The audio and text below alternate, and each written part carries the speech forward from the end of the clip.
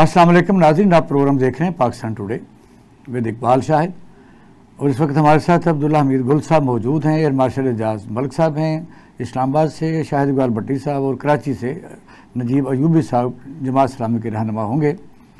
आज के मौजूद सर फहरिस्त हम शंघाई कॉन्फ्रेंस से पहले जो KPK में अमन के लिए मुस्बत कोशिशें की जा रही हैं, उसमें पॉलिटिकल कन्फ्लिक्ट और शदीद कन्फ्लिक्ट के बावजूद जिस तरह सियासी पार्टियों ने एक अच्छा मुजाहरा किया है और मुल्क के लिए और उसकी आप कह सकते हैं कि अमन के लिए उसको हम काबिल सताइश कह सकते हैं। इसका आथर कौन है, इतनी तेज़ी से वाक़ित हुए कैसे, बदला कैसे? क्योंकि एक दिन पहले ही अली अमीन गंडापुर के ऊपर कई FIR दर्ज थी, अदालतों से वारंट गिरफ्तारी जारी थे, ढूंढा जा रहा था, वो कुछ कहते हैं डिसअपीयर भी कर लिया गया था और KPK को उनके दराजों को तोड़ा गया था।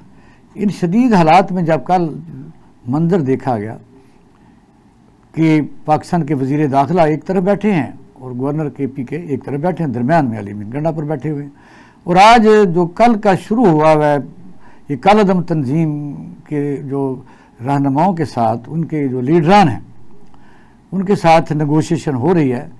देखते हैं इसमें क्या बात होती है। मौलाना फजल रहमान की अभी रिसेंटली प्रेस कॉन्फ्रेंस जिसमें उन्होंने कहा कि हमें हुकूमत का मुजव्वज़ा आइनी जो तरमीम है वो काबिल कबूल इन हालात में नहीं है और 19वीं तरमीम ख़त्म की जाए और 18वीं तरमीम बहाल की जाए और फिर शंघाई पर भी बात करेंगे, इन्वेस्टमेंट पर भी। तो आगाज़ करते हैं अब्दुल्ला साहब से। सर अस्सलाम वालेकुम। अस्सलाम वालेकुम जी। सर, ये पाकिस्तान जाहिर है कि इस वक्त जिस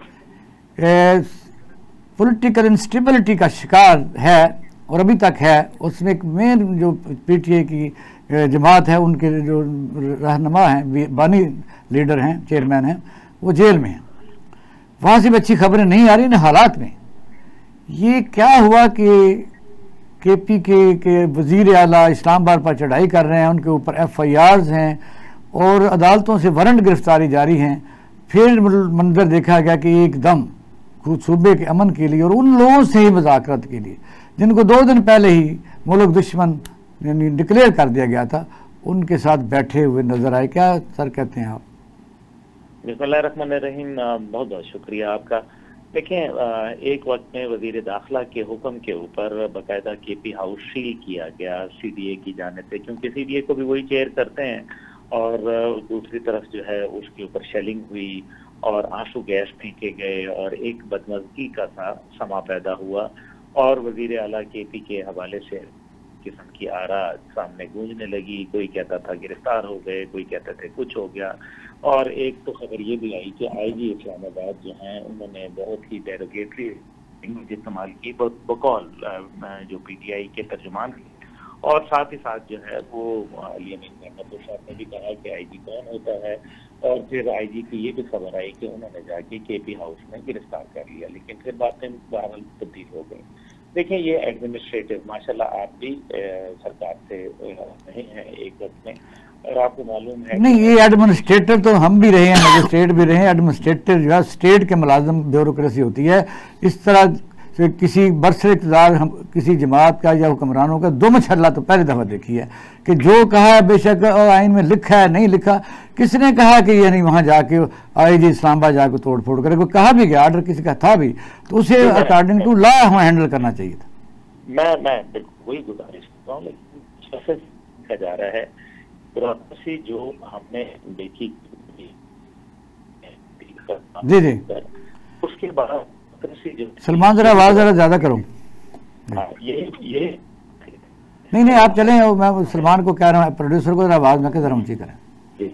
जैसे के ज़माने में आपको पता है कि जब वो चीन के थे में थाईलैंड इसी ब्यूरोक्रेसी। अच्छा चलो आते हैं शायद बड़बड़, आप साथ ही जरा मिला लेते हैं मार्शल साहब को भी जरा, हमें फिर हाँ। तो नाज़रीन, अभी अब्दुल्ला हमीद गुल साहब हमारे साथ मौजूद थे और एयर मार्शल एजाज मलिक साहब भी और शाहिद इकबाल भट्टी साहब भी और कराची से नजीब अयूबी साहब भी। कोई टेक्निकल फॉल्ट आ गया। अब्दुल्ला साहब, ये क्या वजह बनी रातों रात के सूबाई और वफाकी हुकूमत की इस शदीद तरीन यानी इसको आप लड़ाई कह सकते हैं, और नाकाबिले बर्दाश्त एक दूसरे का वजूद जो आप हम देख रहे थे, अचानक यानी वहाँ अली अमीन गंडा पर कोई ड्राइविंग सीट पर बिठा के वफाकी हुकूमत अब उन लोगों से मुज़ाकरात कर रही है जिनको 2 दिन पहले कालादम करार दिया गया था। बिस्मिल्लाहिर्रहमानिर्रहीम। देखें, सीधी सी बात है, लगता यह है कि ये सब नूरा कुश्ती है, और नूरा कुश्ती क्या है? मफादात के लिए। यानी कि कल तक जिनको केपी हाउस के अंदर शेलिंग की जा रही थी, जो वफाकी वजीर दाखिला जो है वो उनको जो है उनके खिलाफ FIR कटवा रहे थे, वही आज जाके उनके साथ बैठ गए। और वो अली अमीन गंडापुर जिन्होंने एक जोश और जज्बे से भरपूर तकरीर की और एक लंबी कहानी सुनाई कि वो कितने शहरों से और कितने अजला से गुजरे, वो उनको जो है शीर शक्कर थे। ये सियासत के फंदे हैं, अवाम को समझना चाहिए कि इसमें अवाम का मफाद कहीं भी नहीं है।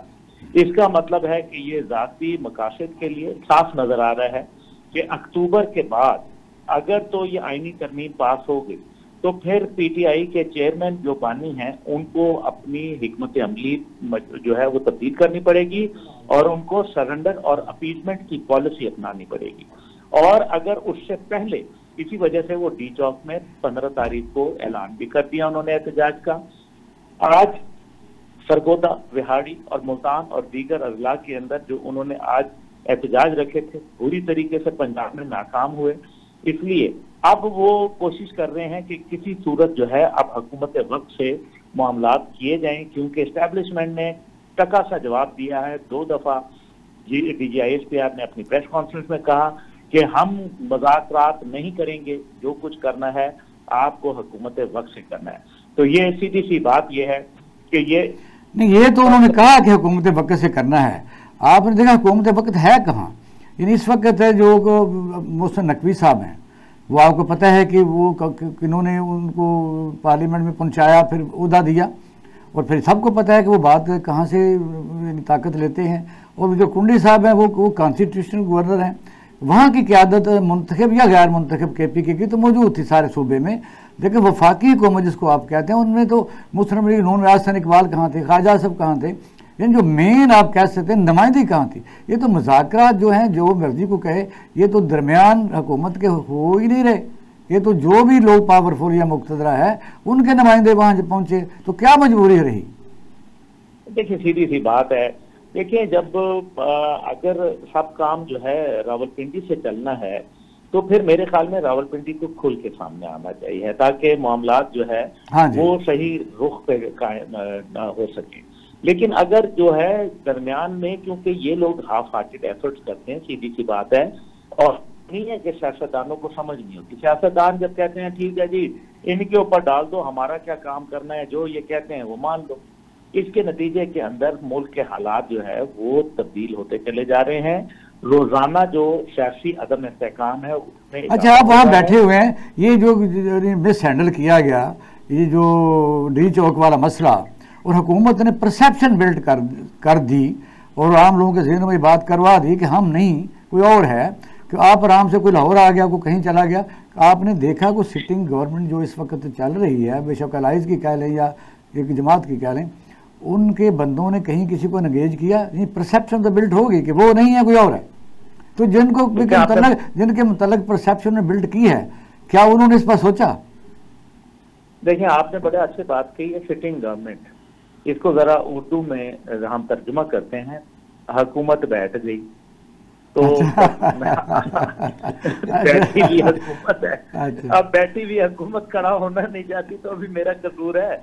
उनका आपस में जो है वो इत्तेफाक़ राय नहीं है। कौन सी जमहूरियत की बात करते हैं? सारे के सारे जो है वो कहीं रोशनदान से बाहर की तरफ देखते हैं, कोई सहारे तलाश करते हैं, बैसाखियां तलाश करते हैं, सिफारिशें करवाते हैं। अच्छा, ये बताइए सर, क्योंकि आगे चलते हैं कि KPK में जो इस वक्त जो आप जरगे के साथ हो रही है बात, और 7-8 लाख बंदा उन्होंने जमा किया हुआ था, जहाँ उनका नाम लेने पर भी पाबंदी है, लेकिन साथ बैठे हुए थे। TV की तो मुसीबत ये है कि कैमरा कहता है नाम ना लें, साथ बैठे हुए नजर आ रहे हैं कि कौन कौन बैठा हुआ है। तो ये आप समझते हैं कि ये कामयाबी की तरफ चला जाएगा, लेकिन कामयाबी जो शराइत है वो तो जाहिर, वो कहेंगे हमें आपने तो दहशतगर्द तंजीम डिक्लेयर किया, हम क्या करें? तो वो फिर फैसला वापस लेना पड़ेगा। देखें, एक तरफ तो पहली बात यह है कि मुझे बहुत अफसोस है कि पाकिस्तान के अंदर गैर मुमालिक के परचम लहराए जा रहे हैं। क्या अफगानिस्तान में भी लहराए गए हैं पाकिस्तान के परचम? वहां जलसे जुलूसों में क्या हो गया है हमारे लोगों को? और अपने पाकिस्तान के मुतालिक चलें। आपको किसी इदारे, किसी सोच, किसी फिक्र से मुश्किल है, आप पाकिस्तान के खिलाफ नारेबाजी कर रहे हैं। तो ये तो बात मेरे ख्याल में टीटीपी का आप जो है वो एक पॉलिटिकल विंग बन के रह गए हैं। दूसरी बात जो है, जिनको आप कलदम करार दिया है, पहली बात है कि तारीख पाकिस्तान में जिसको कलमदम करार दिया वही जाके मजबूत होता चला गया और बाद में पता चला कि जी वो तो हुब्बे वतन है। तीसरी तरफ जो है वो कहते हैं कि ये मज़ाहिका खेज नहीं है, एक कौम के साथ तमाशा, पुतली तमाशा नहीं है। तो और क्या है कि आप एक तरफ कलदम करार देते हैं उनके साथ और दूसरी तरफ आप बातचीत कर रहे हैं उनके साथ। तो फिर इसका मतलब है कि या आपका पहला फैसला गलत है या दूसरा फैसला। अब्दुल्ला साहब एक मिनट रुकिएगा, शायद इकबाल भट्टी साहब ऐड करें, क्योंकि जो अब्दुल्ला साहब की ने बातें सुनी हैं उस में सवाल आता है वो ये कि क्या इस कालादम तंजीम जो है ज़ाहिर वो शरायत रखेंगे, जिस तरह अब्दुल्ला साहब ने बड़ा वाज़ह कहा। और ये सच्ची बात तो यह है कि इतनी क्लैरिटी के साथ शायद इस दौरान मैंने बड़े बड़े जनरल्स हमारे प्रोग्राम में आते हैं और उसमें भी रिटायर ज़ाहिर आते हैं, नहीं बात आजकल करते। उन्होंने एक अच्छा मशवरा, ये थिंक टैंक का मशवरा। आप बताइए कि आप क्या समझते हैं ये कामयाब जो होगी, ये जो उनके साथ मुज़ाकरात कालादम तंजीम के साथ शरायत वो क्या रखेंगे, ये क्या पूरी करेंगे तो फिर अवाम क्या कहेगी पहले हमने किया था, तो आप क्या कह रहे हैं? बहुत शुक्रिया इकबाल शाह साहब। अब्दुल्ला साहब ने सारी बातें तो कर दी, इसमें मैं एक एडअप करूँगा। इन्होंने एक पॉइंट दिया है हमारी पब्लिक के लिए और आपके व्यूअर्स के लिए कि जब बैन करते हैं वो गलत डिसीजन है या जब उनके साथ निगोसिएशन की बात करते हैं वो गलत चीज़ है। आपको याद होगा कि चाहे वो बलूचिस्तान के हमारे खारजी हों, चाहे वो अफ़गानिस्तान के खारजी हों, चाहे वो हमारे यहाँ के लोकल टीएलपी को बैन करने की कोशिश की गई, आपको पता है शेख रशीद साहब ने, और अभी वो बैन की बातें चल ही रही थी, फिर उनसे निगोसिएशन की बातें चल रही थी। आज से 3 माह पहले हमारे वज़ीरे जो है इतलात, उन्होंने एक प्रेस कॉन्फ्रेंस की और उस पर कहा हम पीटीआई को बैन करने लगे हैं, फिर उनसे निगोसिएशन की बातें शुरू कर दी। तो वो जो आपने मजाकन बात कर दी कि सिटिंग गवर्नमेंट और बैठी हुई गवर्नमेंट, तो मैं समझता हूँ कि गवर्नमेंट की मॉरल अथॉरिटी इतनी वीक है कि हमारी गवर्नमेंट के पास कोई सलूशन है नहीं इसका, सिवाय इस चीज़ के बस एक चीज़ पे उनका फोकस ज़रूर है, उनका पॉलिटिकल हालात को बेहतर करने का फोकस इस मौजूदा गवर्नमेंट के पास और अलाइज के पास नहीं है। क्योंकि बिलावल भुट्टो की स्टांस में और इसके शहबाज शरीफ साहब के स्टांस में ज़मीन आसमान का फ़र्क है। फोकस जो नून लीग का फोकस है वो फाइनेंशियल फोकस को माइंडसेट को लेकर चल रही है कि किसी तरह हमारे एमओयू साइन हो जाए और हमें हमारे पास पैसे की रेल पेल हो जाए, स्टॉक मार्केट 86,000 क्रॉस कर जाए, इन्फ्लेशन को हम सिंगल डिजिट में ले जाएं, लेकिन पाकिस्तान के पॉलिटिकल हालात अच्छे ना हों। ये है पूरा का पूरा एक फोकस जो मैं आपके सामने रखना चाह रहा हूं आपके प्रोग्राम में। तो जब तक पाकिस्तान में पॉलिटिकल पार्टीज एक पेज पे नहीं होंगी, कुछ पार्टीज अदलिया के साथ जाने की कोशिश करेंगी, कुछ पार्टीज एस्टेब्लिशमेंट के साथ दरमियान में जो आपने एक लाइन खींची है जी, स्टॉक एक्सचेंज जो है वो सामानों की बातें कर रहे 86,000, तो नून लीग आपको जस्टिफाई करती है, ये है कि वो उससे दोनों यानी चीजें लोग नहीं मान रहे। अगर स्टॉक एक्सचेंज 86,000 पर चला गया है तो एफपीआर का टारगेट पूरा क्यों नहीं होता, नंबर 1।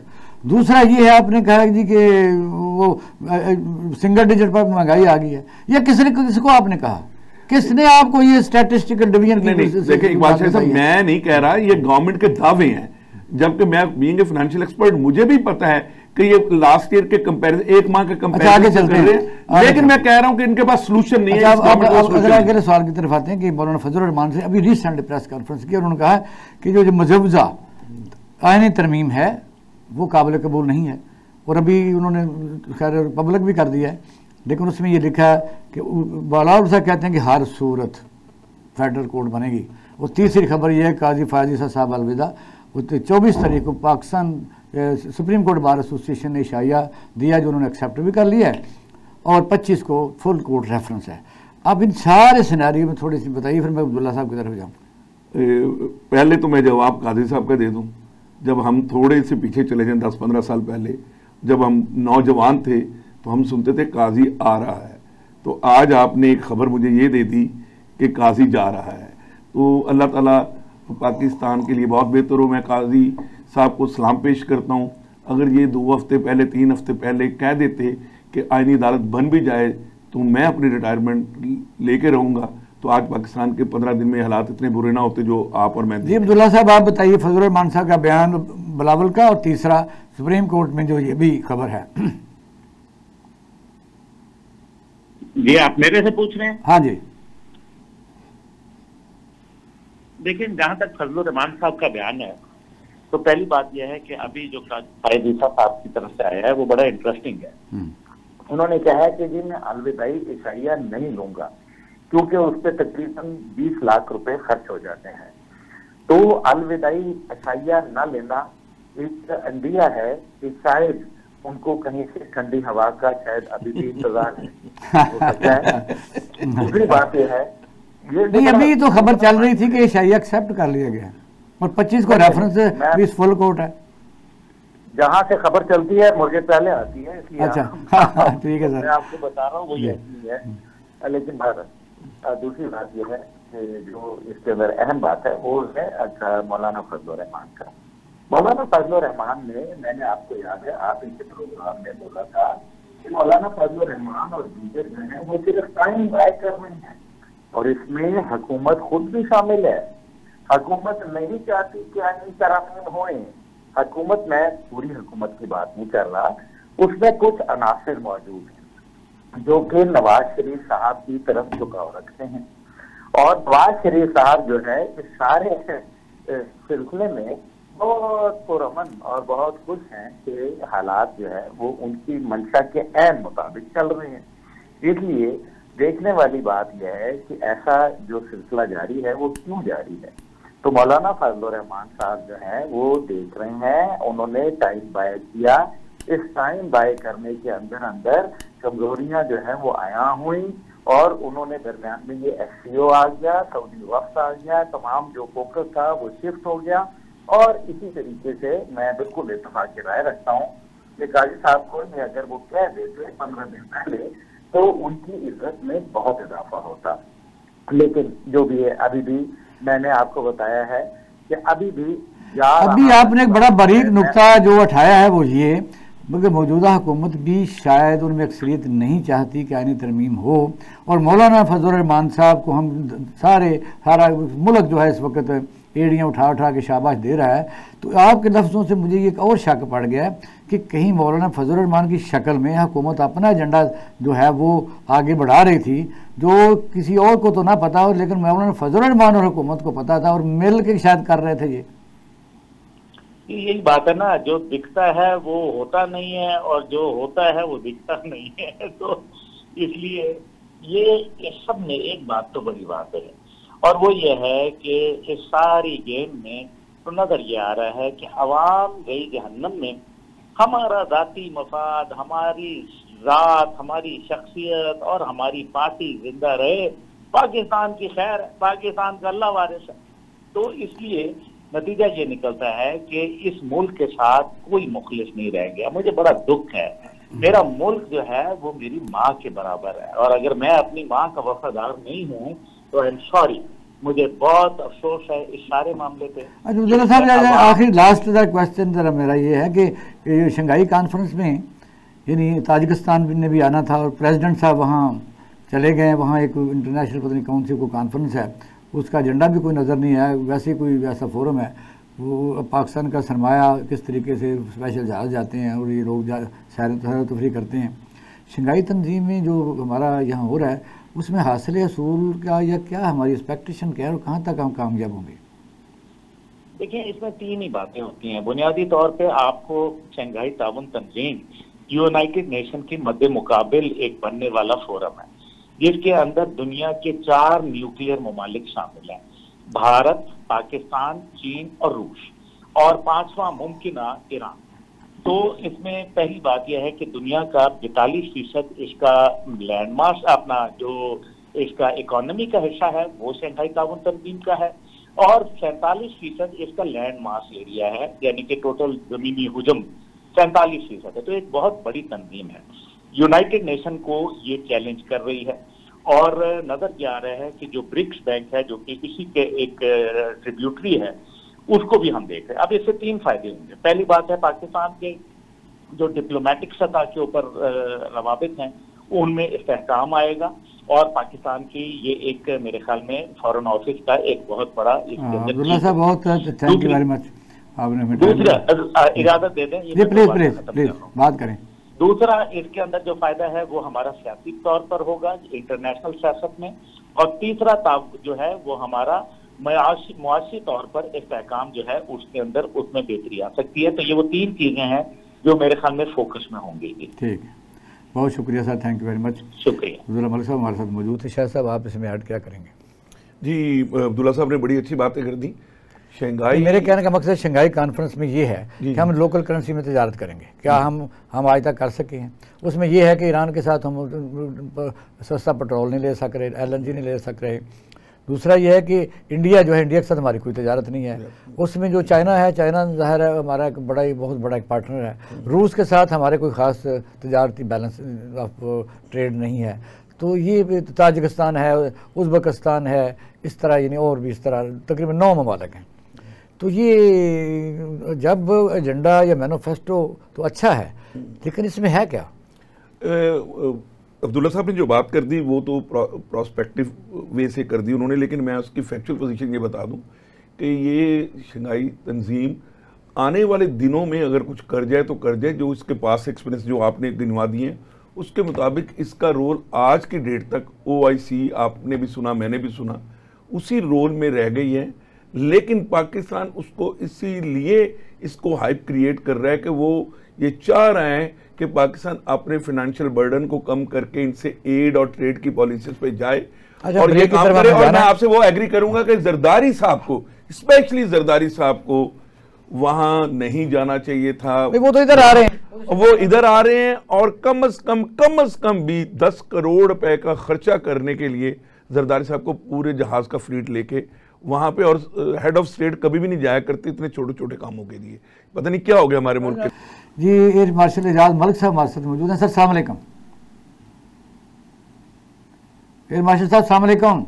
जी वालेकुम अस्सलाम। अच्छा सर, सवाल आपसे ये है कि एक तो बड़ा खुशगवार, यानी मैं ये समझता हूँ कि अगर सियासतदान या मुक़्तदर कहीं कितना भी कन्फ्लिक्ट हो, अगर मुल्क की सलामती आगे आती है तो उसको आगे रख के बगैर शर्मिंदगी के लोगों को मिल के कोई अच्छे फैसले करने चाहिए। और हैरत अंगेज़ तौर पर आपने देखा कि KP के हुकूमत के साथ इस्लामाबाद में क्या वाक़या पेश आया, कितना जुल्म व तशद्दुद हुआ, लेकिन फिर सब लोग मिल के जो कालदम तंजीम है उनके लोगों के साथ जिरगे में बैठे और इस पर बातचीत चल रही है। आप क्या समझते हैं, उनके क्या मुतालबात है? उनको तो उन्होंने दहशतगर्द तंजीम भी डिक्लेयर कर दिया, तो वजह क्या बनी कि 7-8 लाख लोगों ने जिरगा किया? तो इसको इस पर ज़रा अपनी ज़रा टेक दीजिए। जी, मेरे ख्याल में ये एक तसलसल है कुछ वाक़यात का, कुछ फैसलों का, और उसके बाद उन फैसलों को रिकंसाइल करके करेक्शन अप्लाई करने का। पहले जो है ये जो देखिए, हमें ये जो PTM के कुछ मुतालबात से इख्तलाफ हो सकता है, लेकिन जब भी कोई ऐसी मूवमेंट या कोई ऐसी तहरीक होती है जिसको मुकामी सतह पे या एक इलाके के हिसाब से उनको पजीराई हो, तो या उनकी हेल्प ली जा सकती है, वो हमारी यानी फ्रंट लाइन डिफेंडर हैं जी, तो हमें उनके साथ हमेशा जो है एंगेजमेंट की पॉलिसी ज्यादा जो है वो वायबल होती है, बजाय इसके कि हम उनको आइसोलेट करें, उनके खिलाफ जो है हम उनको जो है एक बैन करने की कोशिश करें या उनको कन्फ्रंट करने की कोशिश करें।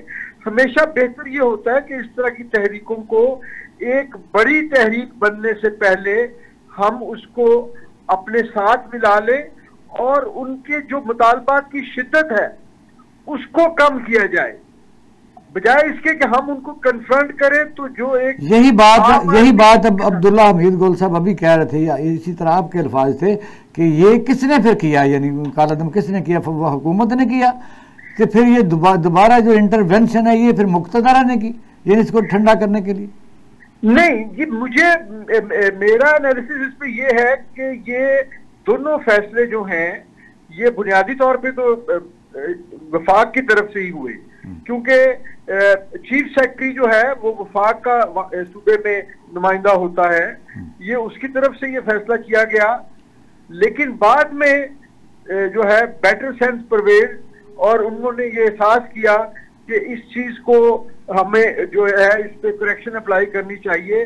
लेकिन अच्छी और खुशाइन बात यह है कि इतने बड़े पोलराइज्ड माहौल में जब एक सूबे को वफाक जो है वो ये इल्जाम लगा रहा था कि जिन्होंने वफाक के ऊपर चढ़ाई कर दी है और इस तरह के जज्बात को उभारा जा रहा था, तो उसमें ये सब लोग इकट्ठे बैठे हुए नजर आए और उससे एक मेरा ख्याल है एक अच्छा खुश आइन है। अगर इसको जो है बहुत ज्यादा मैनिपुलेट ना किया जाए, अगर नीयतें सही रखी जाएं, तो इस तरह के मौके जो हैं वो कल को एक बड़े कौमी इत्तेहाद की तरफ भी हमें ले जा सकती हैं। अच्छा, ये ज़रा बताइए कि कुछ ज़ाहिर मुख्तलिफ किस्म के लोग मुख्तलिफ दूर की कोड़ी लाती हैं कि जब उनके वोट से पाकिस्तान का वज़ीर आज़म भी बना, सदर भी बना और चेयरमैन सेनेट भी बना, तो बाद में उनको दहशतगर्द तंजीम उनके नुमाइंदों को कह के फारिग कर दिया गया। अब जब मुज़ाकरात होंगे तो कौन सा वो पॉइंट रखेंगे? पहले तो वो कहेंगे जी भी हमें आप बहाल करें, तो फिर ये क्या करेंगे फिर? जी वो उनको मेरा ख्याल है कि ये तो उनको जो है रिलीफ मिल जाएगा, लेकिन ये देखिए दोनों तरफ से एक कॉम्प्रोमाइज है कि अगर उनको ये एंगेज ना करते तो उनके मुतालबात तो फिर इंतहाई शिद्दत पसंदी की तरफ भी जा सकते थे। जिसमें अच्छा सर, दूसरा जरा बताइए, शंघाई कॉन्फ्रेंस में पाकिस्तान के क्या तवक्कुआत हैं और कहाँ तक हम इसमें फ़ायदा हासिल कर सकते हैं? देखिए जी, शंघाई कॉन्फ्रेंस की मेज़बानी ये जो है एक बड़े अरसे बाद पाकिस्तान को मिली है और हमें इसका भरपूर फ़ायदा उठाना चाहिए। और इसमें ये जो इसका एक चैलेंज जो है शंघाई कॉन्फ्रेंस का वो ये है कि ये इसके बारे में कहा जाता है कि इसमें बहुत सारी चीज़ें जो हैं वो अप्रूव तो हो जाती हैं और उसको जो है ना तकरीरों की हद तक पजीराई तो मिलती है, लेकिन एक्शनेबल पॉइंट्स जो हैं वो बाद में फॉलो अप नहीं होते। अच्छा मास्टर साहब, आज मौलाना फजल रहमान ने कहा कि ये आइनी जो तरमीम है, ये जो मुजवजा है, ये काबिल कबूल नहीं है। क्या हुकूमत भी नहीं चाहती और फजल रहमान को आगे किया हुए दोनों मिले हुए हैं? देखिए जी, मेरा ख्याल है वैसे तो सियासत खुद ही एक बहुत अनप्रिडिक्टेबल मजमून है, सब्जेक्ट है, लेकिन मौलाना साहब के बारे में किसी किस्म की कोई जो है राय देना बहुत शुक्रिया। मेरा ख्याल है बहुत मेहरबानी, बहुत थैंक यू वेरी मच, बहुत शुक्रिया जी। शायद इकबाल साहब जी, मौलाना साहब जो हैं, अयूबी साहब को मनाएं। मौलाना साहब जो हैं वो इस वक्त तो जो आपको और मुझे और हमारी आवाम को दिखाई दे रहे हैं वो किंग मेकर के रोल में आ रहे हैं, लेकिन मौलाना साहब की निगोशिएशन जहां वो स्क्रू टाइट करते हैं, उनके निगोशिएशन के रेट और उनकी एक्सपेक्टेशंस बढ़ जाती हैं। लेकिन आपका नुक्ता शाहिद साहब, ये जो आपने खुद बात कर दी कि क्या नवाज शरीफ चाहते हैं कि ये आइनी तरमीम हो जाए, क्या मौलाना साहब भी चाहते हैं आइनी तरमीम हो जाए?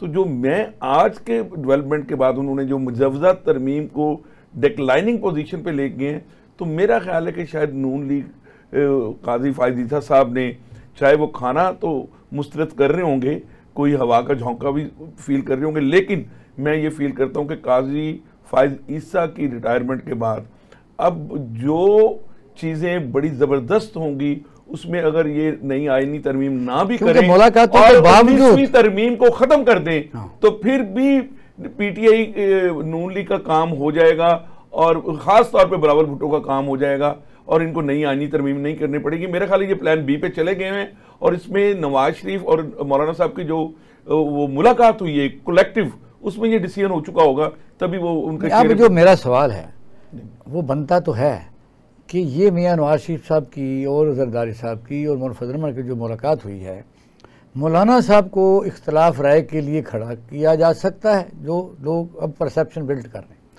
बिलावल साहब कह रहे हैं मैं करके छोड़ूंगा, इसका मतलब ये है कि किसी जगह भी कंसेंसस अभी मिले नहीं। तो मतलब यह है कि ये जो तरमीम है, जो किसी की ख्वाहिश थी, जो आज पब्लिक हुई है, इससे पहले पाकिस्तान के अवामी नुमाइंदों की इज्जत अफजाई तो ये है कि उनको पता ही नहीं था है क्या। तो कहने का मकसद ये है कि ये सब हुकूमत और मौलाना फजल रहमान साहब किसी न किसी स्टेज पर इकट्ठे मिले हुए हैं। यही तो इकबाल शाह साहब मैं कह रहा हूँ कि ये गलत फहमी पीटीआई को दूर कर लेनी चाहिए, इमरान खान साहब को दूर कर लेनी चाहिए। टिल डेट टिल टाइम मौलाना साहब जो हैं वो पीडीएम का हिस्सा थे, हैं और रहेंगे। मौलाना साहब के स्टेक्स चूंकि केपीके में हैं, पीटीआई डोमिनेट करती है वहां पे, तो मौलाना साहब का इत्तेहाद अननेचुरल है। जैसे पीटीआई और नून लीग पंजाब में नहीं मिल सकते, कराची सिंध में पीपल्स पार्टी और पीटीआई नहीं मिल सकते, इसी तरह मौलाना साहब और जनाब पीटीआई वहां नहीं मिल सकती। अननेचुरल काम हुआ है और मौलाना साहब के हाथों पीटीआई इस्तेमाल हो गई है। मौलाना साहब ने जरदारी साहब और नवाज शरीफ की बात मानी है और बिलावल भुट्टो अगले प्राइम मिनिस्टरशिप के लिए सोच रहे हैं, तभी वो 19वीं आईनी तरमीम खत्म करवा के वो सारा सेट बुलाना चाहते हैं कि जब वो वजीर आजम बने तो वो शहबाज शरीफ ना बने।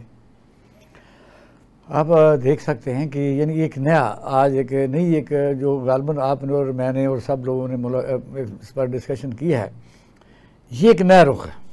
यानी जो आज 2 घंटा पहले पाकिस्तान की सियासत में मौलाना फजल रहमान के मतलब लोगों का रोमांस था, वो कहते हैं कि वाकई कुछ नज़र आते हैं, कुछ अगला फिक्र मैंने जानबूझ के निकाला। मिले हैं यूबी साहब?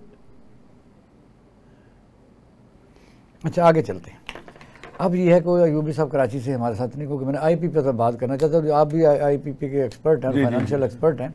ये शायद सब बताइए कि जो आईपीपी के जो 5 कारखाने बंद करने के लिए वज़ीर ने कहा, उनको तो म्याद भी ख़त्म हो चुकी थी, बंद कर रहे थे या उनको एक्सटेंशन नहीं दे रहे थे, नया मुआहदा नहीं कर रहे थे, नंबर 1। दूसरा ये है कि पाकिस्तान में अभी भी जो हुकूमत का ख्याल है, जो लोगों को वो खुश करने के लिए कह रहे हैं कि हम जी एट दी एंड शायद इस साल के आखिर में 19 यूनिट कम करेंगे। तो ये बताइए कौन सा तीर है कि सदर मुशर्रफ के ज़माने में तो 6 रुपये यूनिट था, पीटीआई के दौर में 16 रुपये यूनिट था, तो अब फिर ये, और फिर पेट्रोल दुनिया के सबसे लोएस्ट रेट पर चला गया है। अवामी रिलीफ किधर है? इकबाल शाह साहब, मैंने कल बहुत पूरी स्पीच सुनी शहबाज शरीफ साहब की, फिर मैंने 2 टेलीविज़न पे पहली दफ़ा प्रोग्राम लगारी साहब के सुने, अवैस लगारी साहब। वो कुछ बेहतर बोलते हैं शहबाज शरीफ साहब की, मुझे तो नहीं समझ आती कि वो क्या बयान कर रहे होते हैं। जहाँ तक बात रही कि क्या आवाम को रिलीफ मिलेगा, आज की डेट में इस साल 30 जून तक आंसर इज़ नो।